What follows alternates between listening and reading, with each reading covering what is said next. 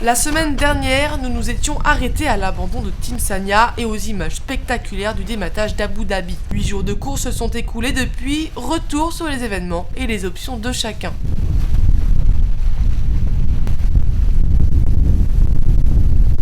Tout d'abord, Abu Dhabi, le Volvo qui, souvenez-vous, avait dématé lors de la première nuit de course, a fait route vers Alicante pour changer son mât tout en restant en course. Le 10 novembre, après les derniers réglages de mât, le bateau quitte de nouveau Alicante avec un retard de 850 000 sur le leader Groupama.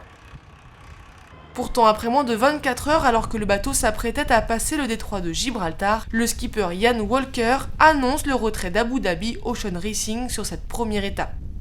Devant une météo capricieuse, le skipper se rend à l'évidence.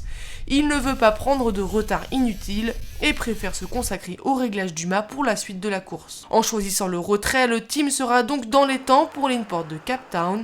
Le bateau a été chargé sur un cargo et fait désormais route vers l'Afrique du Sud. Pour Team Sanya, qui avait explosé sa coque sous l'impact d'un enfournement trop violent, le team a dû remplacer une pièce de 5 mètres de long sur 3,5 de large pour le haut de l'étrave. Il a été lui aussi envoyé en cargo jusqu'au Cap. Pour les 3 bateaux encore en course, 2 options se sont confrontées et ont laissé le doute au skipper jusqu'à ce matin. Après le détroit de Gibraltar, Franck Hamas sur Groupama a parié sur les alizés en longeant les côtes marocaines. Un gros risque pour le skipper qui, après 4 jours en tête de la flotte, s'est trompé sur le phénomène météo.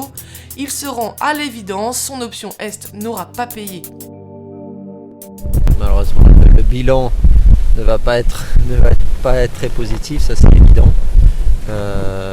C'était un risque...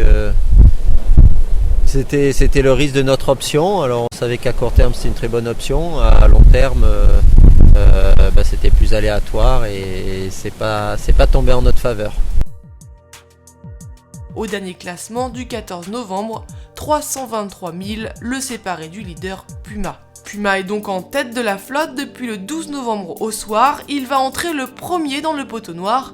La flotte pourrait donc bien se resserrer avec des alizés qu'on annonce fort 600 dans les jours à venir, surtout qu'il navigue à vue avec Telefonica. Camper à 143 000 avait lui hésité trop longtemps à suivre ou pas Camas dans son option Est. Il s'est finalement ravisé mais en a payé le prix en se laissant bien distancer. Depuis quelques jours, il revient à toute vitesse sur les leaders. Les 3 wettistes devenus sudistes sont donc en train de toucher le jackpot de leur option. Ils naviguent au portant à 20 nœuds de moyenne. Franck Hamas 323 000 derrière avance à 16 nœuds.